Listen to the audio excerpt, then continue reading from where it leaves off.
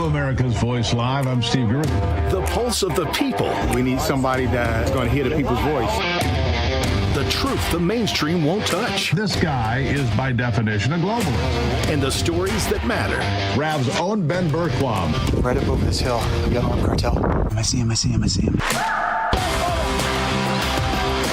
Live. Breaking news right now here on Real America's Voice. Unfiltered. These people are domestic terrorists. And unapologetic. We're here to take a stand for God and country. Does feel good, doesn't it? America's Voice Live starts now.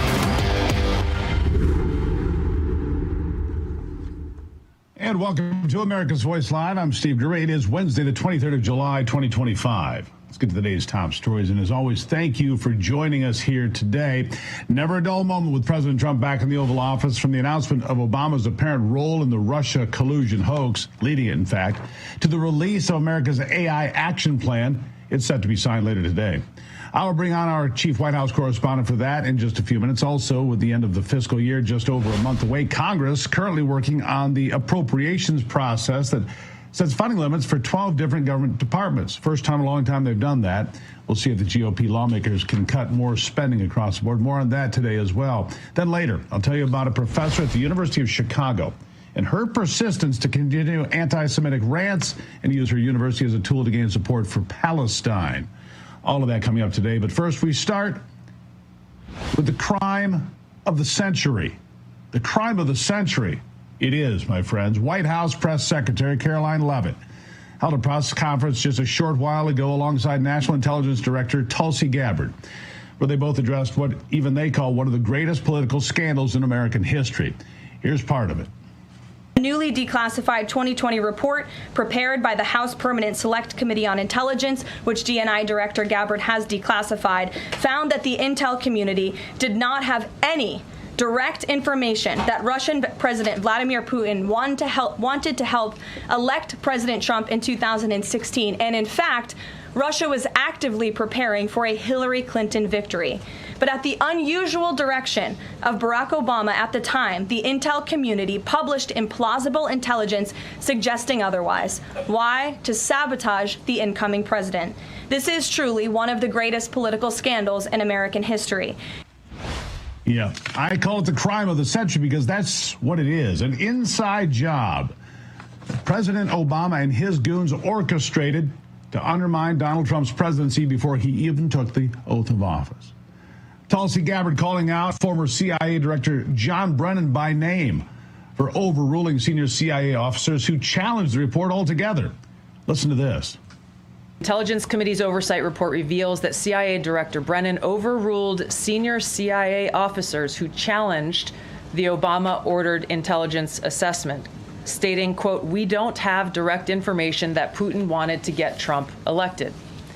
Yet, the Obama-directed assessment was published on January 6, 2017, which explicitly stated, quote, "We assess Putin and the Russian government aspired to help President-elect Trump's election chances, when possible, by discrediting Secretary Clinton and publicly contrasting her unfavorably to him."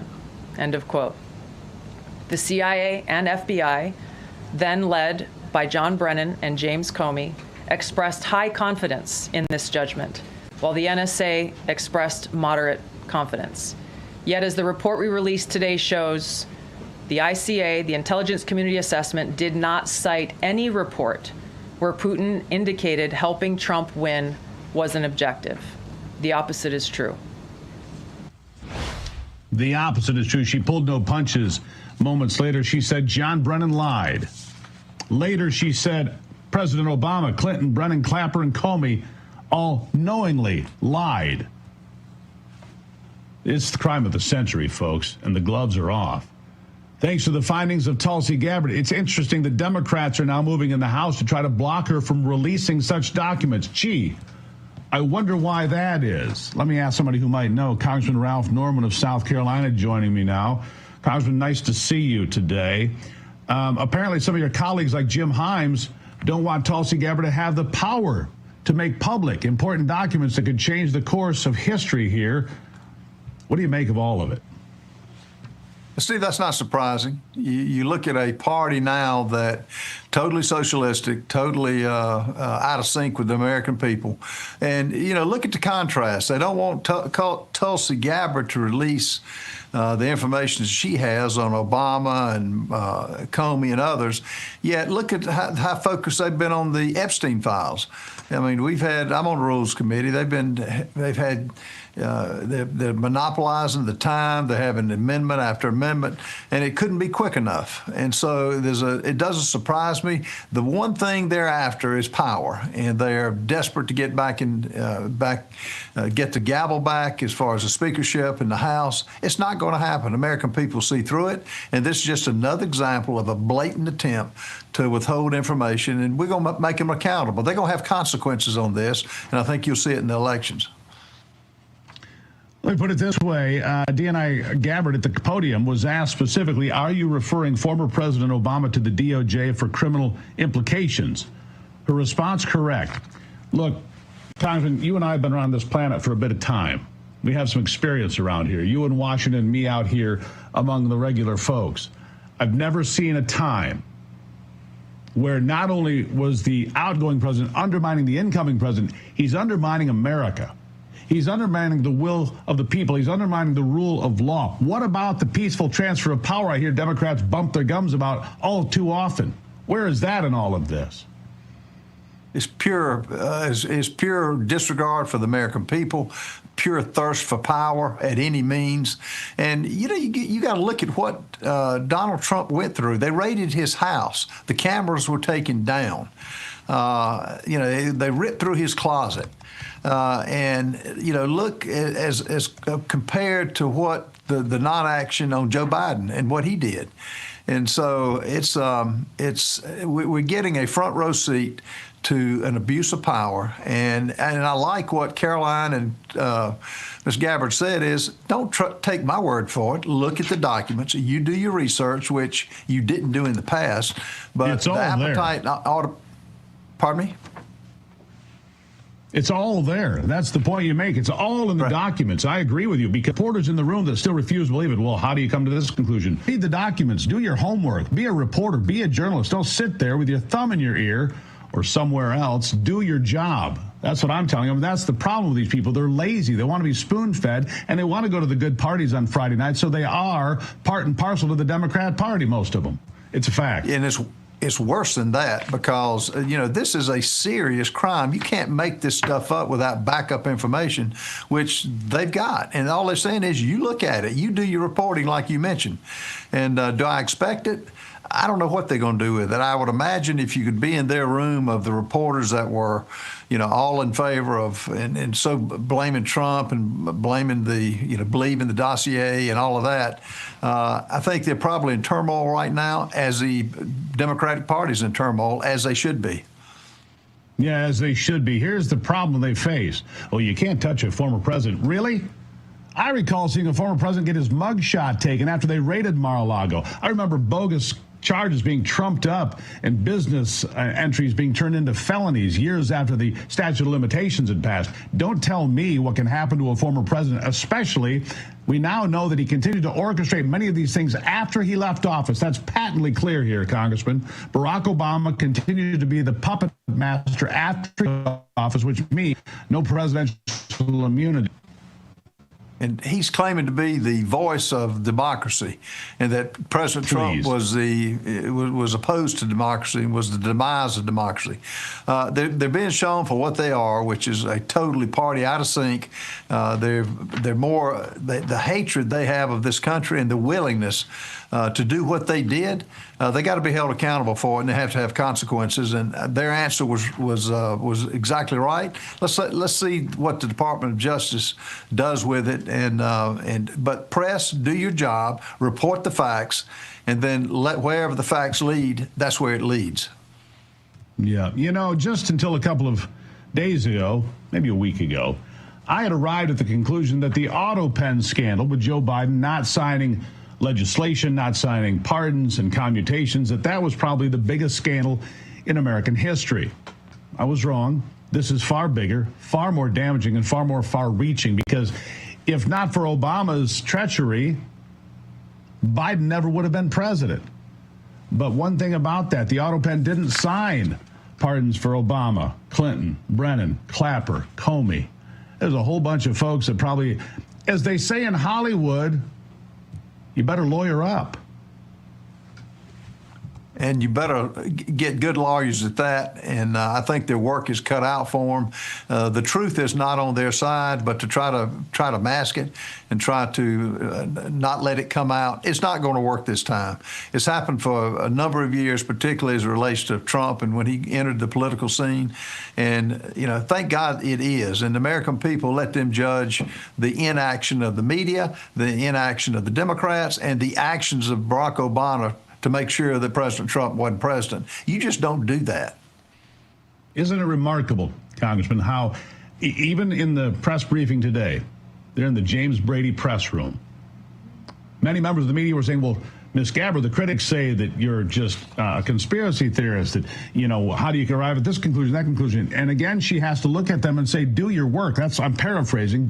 Be a reporter. Go read the documents. Understand what's happening here. And then, of course, all this information about Hillary Clinton being on medication, heavy sedatives and so forth. I don't know if it's true, but it's what Russia had and decided to withhold because they were going to release that because they thought she was going to be president. They're going to hold that back and hit her with that when she became president. So you go back to all those goofy things when Hillary's bobbing her head around and looking off all wild-eyed.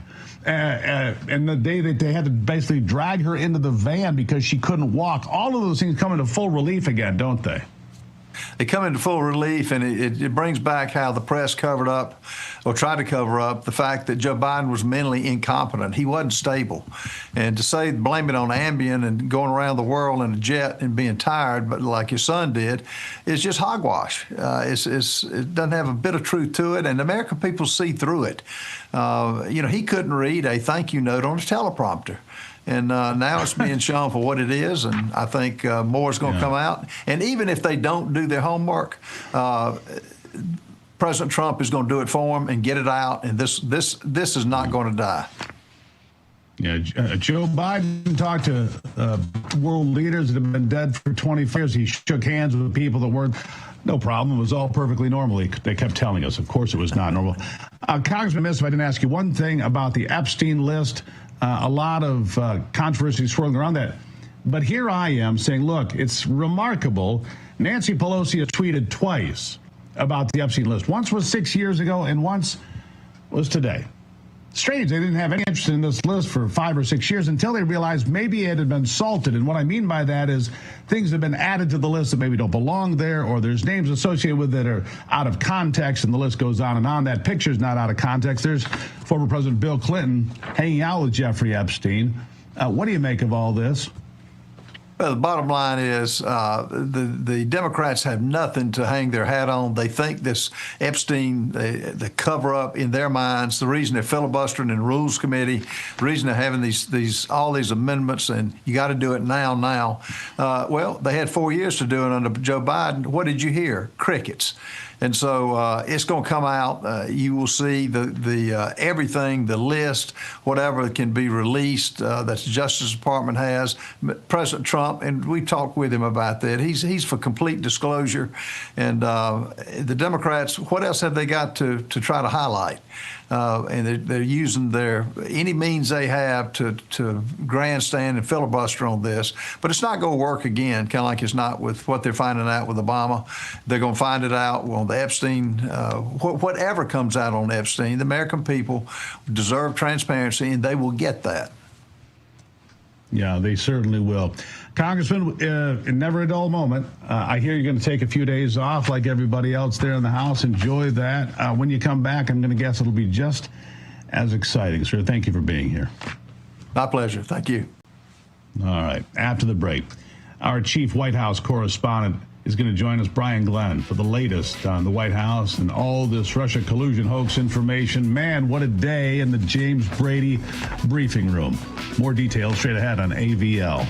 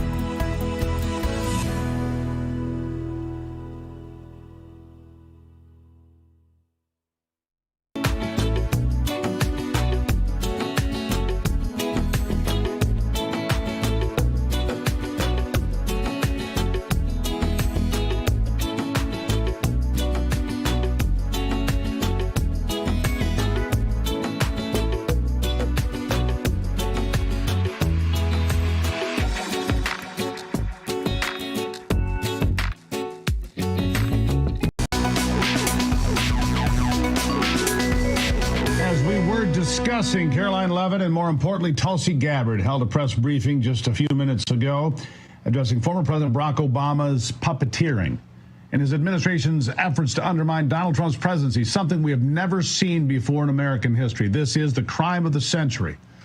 I'm telling you, people, it is the crime of the century. They went after Donald Trump before he even took the oath of office, and they continued for 4 strong years with bogus impeachments, undermining. And it wasn't just undermining the presidency, it undermined this country. And the effects of that behavior, of those crimes, yes, it's criminal.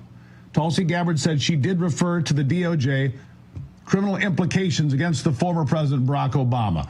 It's all going to come out, folks. They can try to talk about anything they want. They can try to say that it's a conspiracy theory, but the documents back it up. Brian Glenn was in the room today. He joins me now live from the North Lawn of the White House. Brian, nice to see you. Look, we talked about it in the break. Right after 2016, all of this stuff about Russia started churning out. It was new every day. It was Chuck Schumer. It was James Clapper. It was John Brennan. It was Andy McCabe. I mean, it was one after another. They kept chumming the water with all this nonsense. And as Barack Obama aptly put it in a speech a couple years later, they flooded the zone with sewage. He was blaming the Republicans for doing it. But the fact of the matter, the puppeteer himself, Barack Obama, did that to this country and created a divisiveness we may not recover from. It's an important day. I do believe it's the most important scandal in American history, and people must, by God, be held accountable. Tell us what you think from the front row. Steve, good afternoon. I feel the same exact way. I stood in that briefing room hearing the report from Tulsi Gabbard, seeing the receipts, as they like to say, and showing and proving that this narrative was created after the election to smear the results of the 2016 election. And what I was telling you in the break is I can't help but think of all the millions of MAGA supporters after the 2016 election that were afraid to wear a MAGA hat. They were afraid to wear a Donald Trump hat because they were afraid to get brutally assaulted in the streets by this narrative that for whatever reason they stole the election or Russia or Putin influenced the election. This is what we had to deal with for 4 years. And let me tell you, I was angry in that room, and I'm still angry at the fact that we had American media, legacy media, that was in that room at that very moment, still questioning what Tulsi Gabbard was telling them with the proof and with the receipts and the nice digital display on the screens behind her.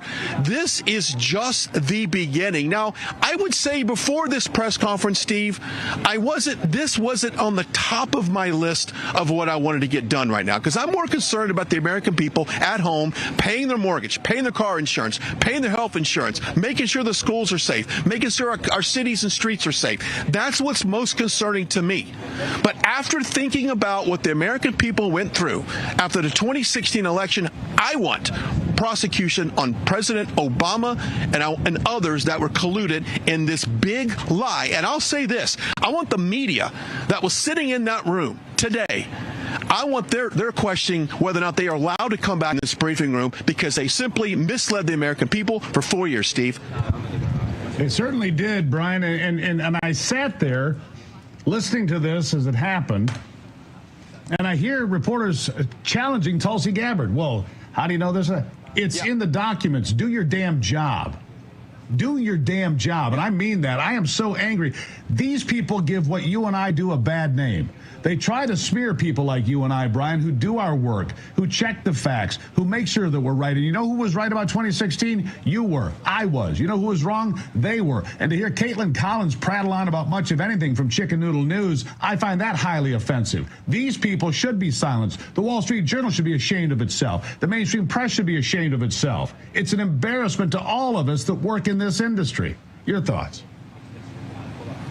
No, you're absolutely right. And I was so angry that I thought, you know what, I'm not even going to ask a question right now. I'm going to let this play out, let the American people see some of the questions coming from the briefing room towards Caroline, towards Tulsi Gabbard, and we'll let them make their own opinion on how reliable right now is our American legacy news media. Now, there are some good people, and there are some people that outright want to ruin this country. And we've said this before, President Trump can come out and cure just about about every problem we have, every disease we have, cure all the problems in this country, and they still have a problem with him despite all the great things he's been doing. 6 months, if you look at the 20 of the top 47 promises President Trump made, he delivered on all those campaign promises. Not only are our streets safer, our borders safer, we now have a foreign policy that we didn't have for 4 years. And yes, we are trying to solve or stop world wars from occurring.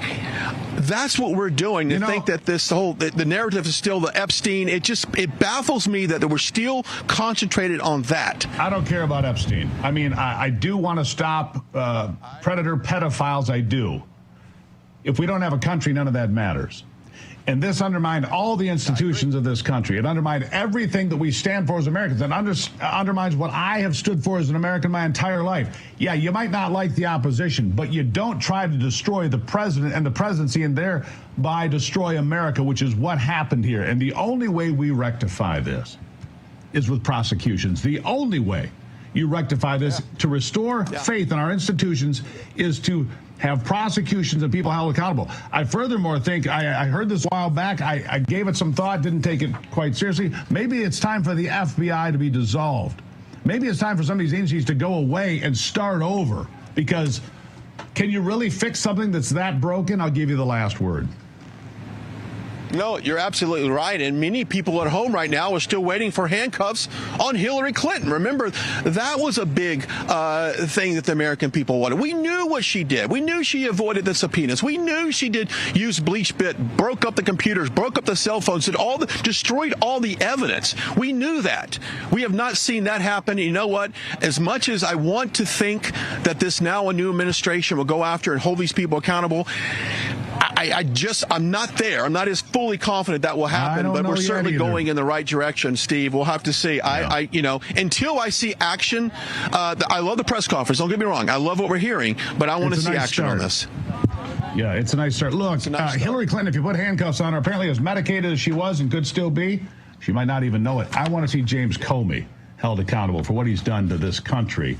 That's one place I'd like to stop. John Brennan, I'd like to start there. And James Clapper, and of course to the puppet master himself. Brian, I got to run. Greatly appreciate your work here today, as always, my friend. See ya. We'll be back with Brian whenever we need him. There's an AI summit at 5 o'clock. He'll be in there. It's an important bit of legislation that the president's going to sign, protecting us and developing AI. Now, coming up after the break, with the end of the fiscal year just over a month away, Congress is working on the appropriations process that sets funding limits for 12 different government departments. No doubt a key week for spending bills. More details coming up.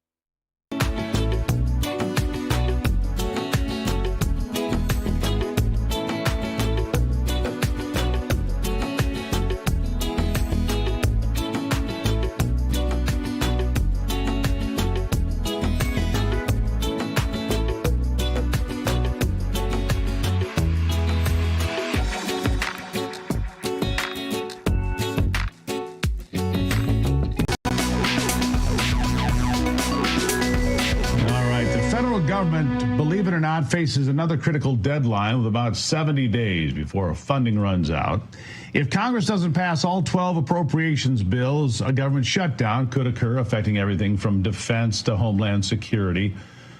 Recent budget cuts, including historical clawbacks, show some progress, but the national debt continues to rise, adding another $400 billion. That's $1 billion a day or more since June the 12th.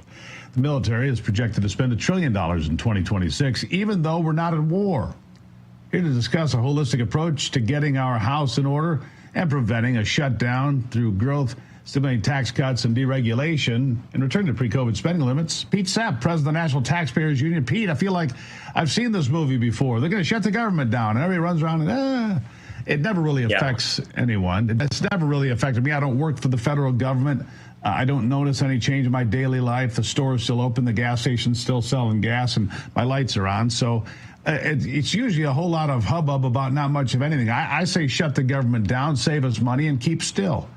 What are your thoughts? Well, not many people would recognize the difference in their daily lives if the federal government just went away for a while. It's not a great way to make policy. Washington, D.C. can and should do better. Congress must do better with the budget process. If they do these things consciously rather than make a desperate plea and attempt to avoid a shutdown by doing a continuing resolution, well, that's really just policy on autopilot, and that's what's gotten us a $36 trillion national debt. We need to do better. This Congress is doing better. Of course, they just passed a nearly $9 billion rescission package. That's fantastic.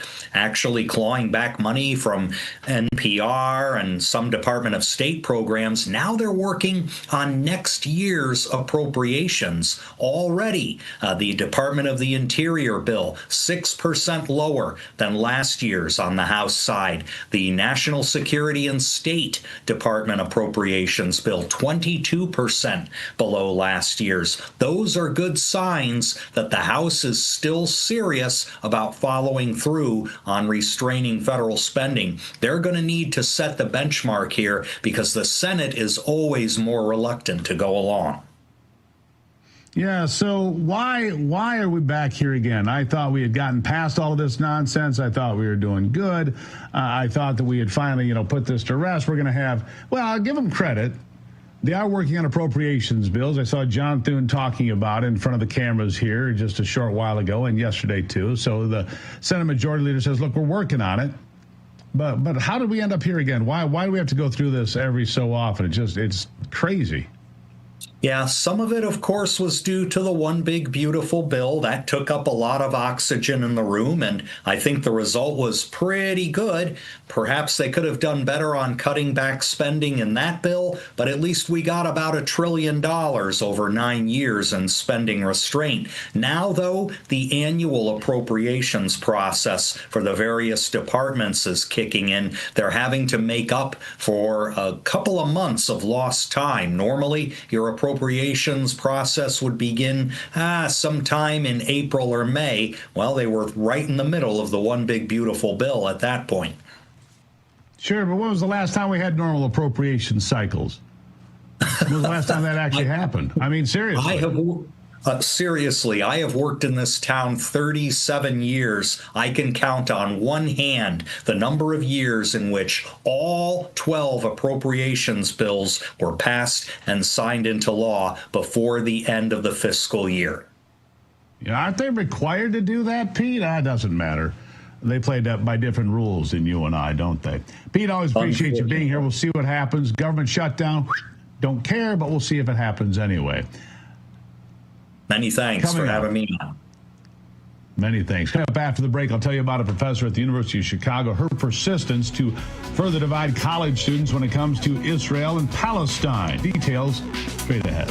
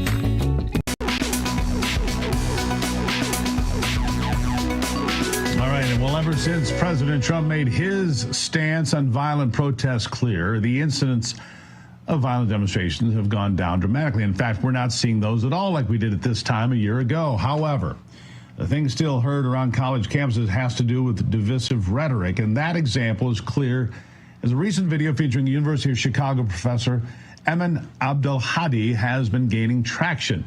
The professor suggested that the administration was made up of evil colonial warlords and that she vowed to use her position to build power for Palestine. And that's just some cheap cartoon ripoff, isn't it? Professors have a very important job besides teaching. They're responsible for shaping the worldview of their students and teaching them how to think, not what to think. That's the key, whether they realize it or not, and most of them don't. Here to discuss this with me is campus reform higher education fellow and political science professor at Suffolk Community College in New York, Nicholas Giordano. Professor, how does this continue? How are we still here? How does this persist?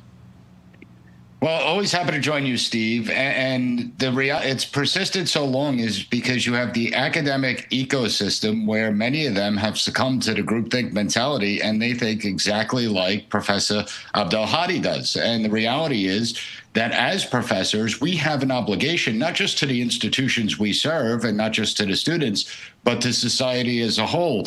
So when she goes out there and calls her own institution an evil colonial landlord, I mean, there you go for institutional loyalty. But even worse, she says that she teaches solely for building Palestinian solidarity. Now, since October 7th, we've seen anti-Semitic attacks on college campuses, incidents increase by 477%.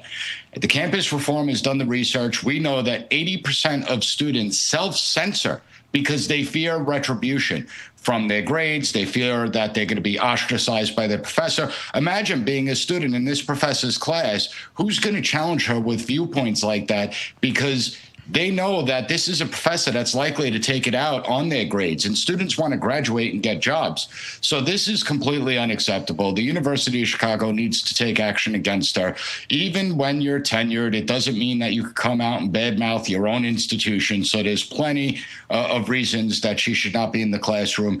But we have to look at the students that do succumb to this groupthink mentality, because sooner or later they are going to graduate, and they're going to infect every single sector of our society with the same type of mob mentality that exists on college campuses. You know, it's true. Kids just sit there. They're not going to raise their voice. They're not going to get in a big fight. Some would. I would. Maybe you would. I've always been willing to stand up and say you're wrong. Never really bothered me much, but for a lot of kids, they just sit there, cat's got their tongue, because they're not going to be part of the conflict. They're not going to create a scene, and they are afraid of getting their grades pinched by some, professor that wants to create a little bit of vengeance against them, right? Absolutely. And you have a new crop of educators out there. When I went to college, we had far left professors, but they believed in education. So when I would challenge those professors, we would have fun doing the dialogue back and forth. In fact, I still speak to some of those professors today. We had good relationships.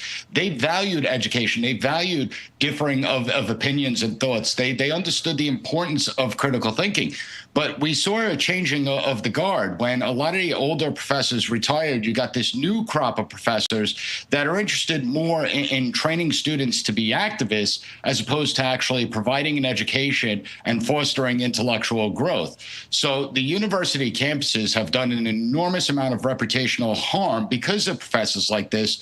And we have to take education back, because if we want our universities to survive the right way, to create the next generation of students that it's going to go on to lead, we have to be able to get these students to solve problems, think critically, and understand the importance of education. Well, we've made some progress, America, in education. We've gotten men out of women's sports for the most part, a couple of holdouts, but they won't make it much longer. State of Maine comes to mind, but they'll get in line. You see some victories with no big violent protests on campus this year. Obviously, that's a step forward, but a lot of work still to be done. Where would you focus your energy and attention? Well, that's why I think it's important that campus reform, really highlights some of the far left professors and the ideologies that infect these college campuses. I think that we have seen significant change on the college campus, particularly since January. I mean, look at the amount of colleges that are now doing away, scrapping DEI programs. They're working with the administration because they don't want to lose grant funding. And when it comes to funding, let's be honest, that's how these colleges operate. It's all about the money. So if you hurt the financials coming in, that's when you start to change the behaviors. So I think we are seeing, as begrudgingly as some administrations are, we are seeing them begin to take action, including Columbia, that finally suspended students for engaging in anti-Semitic activities on college campuses and disrupting student learning. Sure. Professor, it's always an education having you here, and I greatly appreciate it. Thank you so much for stopping in. Thank you for having me. Always liked him. An organic skincare brand called Pure Ants has been turning heads recently in Elle, Cosmopolitan, and LA Weekly. To date, they've helped over 60,000 women to fall in love with their skin again. Pure Ants delivers clean, organic skincare without harsh preservatives. Their Cellular Restore Serum features a gentle alternative to retinol called Bacachol. In a small focus group, 92.9% of women saw fewer wrinkles after just 3 weeks of applying Cellular Restore Serum. Their Cellular Hydration Serum contains tremella mushroom, which hydrates the deepest layers of skin better than hyaluronic acid. Then there's Lift and Glow Organic Eye Cream. If you want to lighten the appearance of dark under eye circles and restore a radiant complexion, well, then you'll love Lift and Glow. Finally, they have Even Glow Serum. Even Glow features other plums, which derives 100 times more concentrated vitamin C than oranges. Even Glow works wonders for reducing dark spot appearances too. And right now, for a limited time, you can save 35% on all Pure Ants products. Simply go to pureants.com, enter the coupon code VOICE at checkout. You'll be glad you did. You're going to look great. Don't go anywhere. America's Voice Live will continue after a quick commercial break.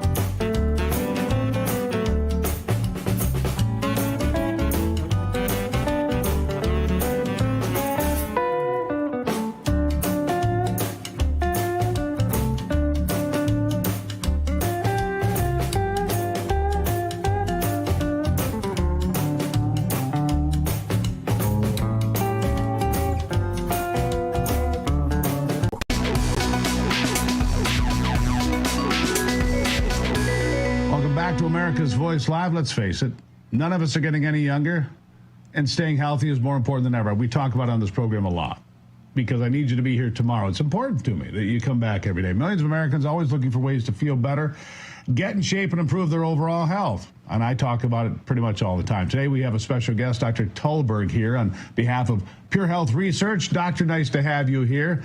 Let's talk about some health supplements that could increase my chance of success with health.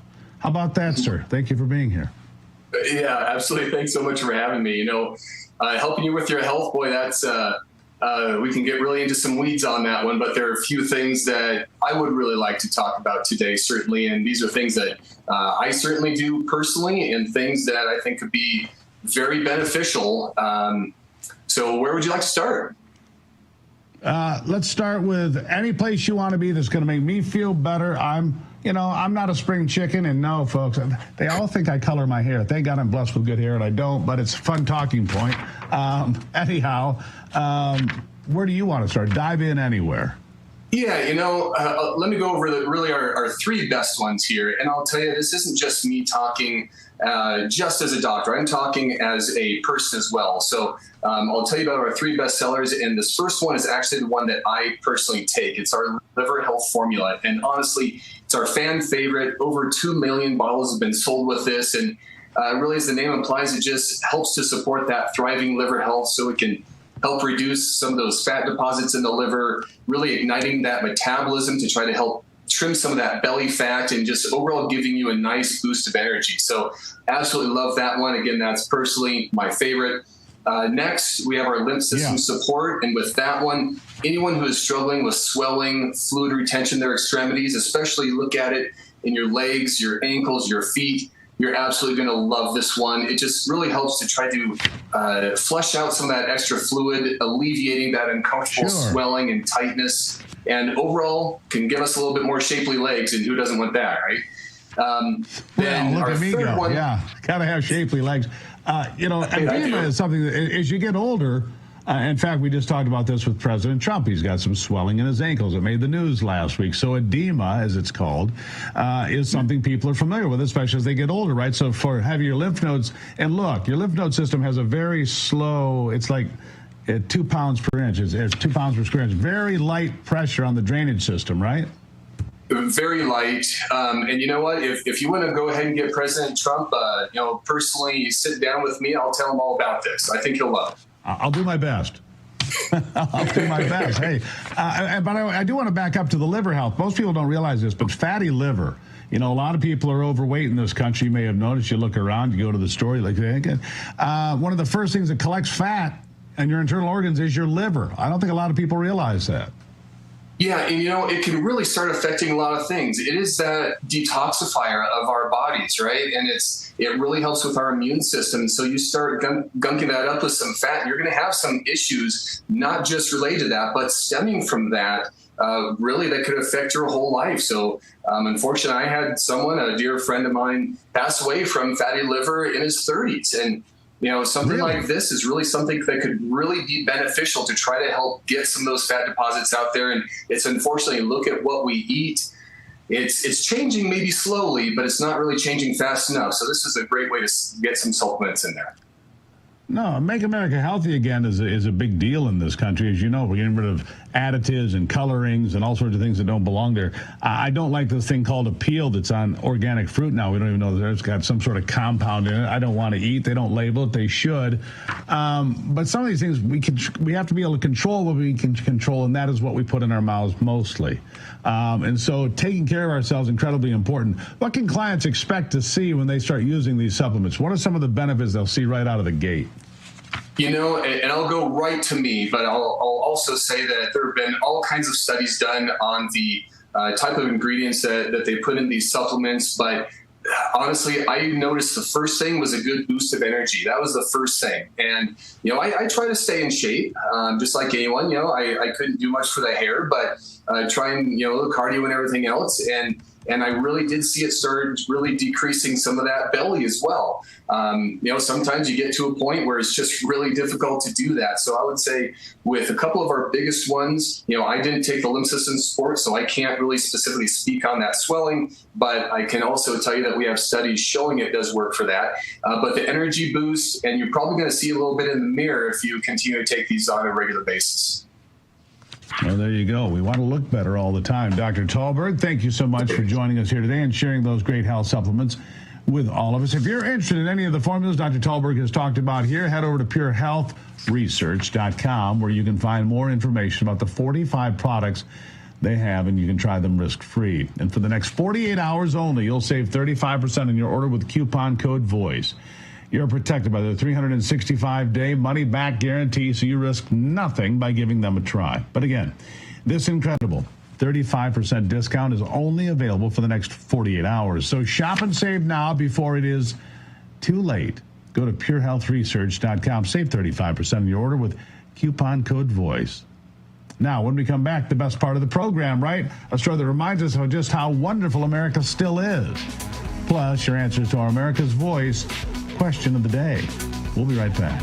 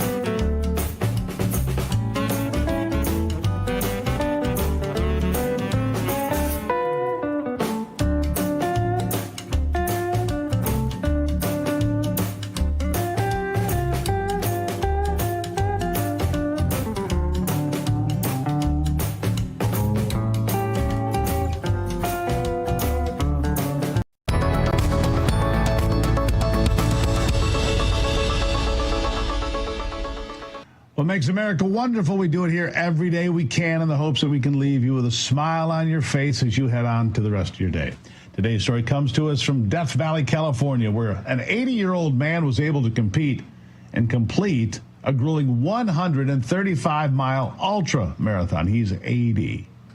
The Death Valley Badwater Ultra Marathon race described as the toughest foot race ever conceived, even requiring proof from contestants of having completed 3 different 100-mile marathons before this one. And with the conditions listed, well, it's easy to see why. The race starts in Badwater Basin, which is known as the lowest point recorded in North America, ends at the Whitney Summit. Additionally, racers begin running at 8 o'clock at night and have to carry on and deal with scorching temperatures throughout the day and rising elevation, while keeping in mind that they're only allowed 48 hours to finish the entire race. Yikes.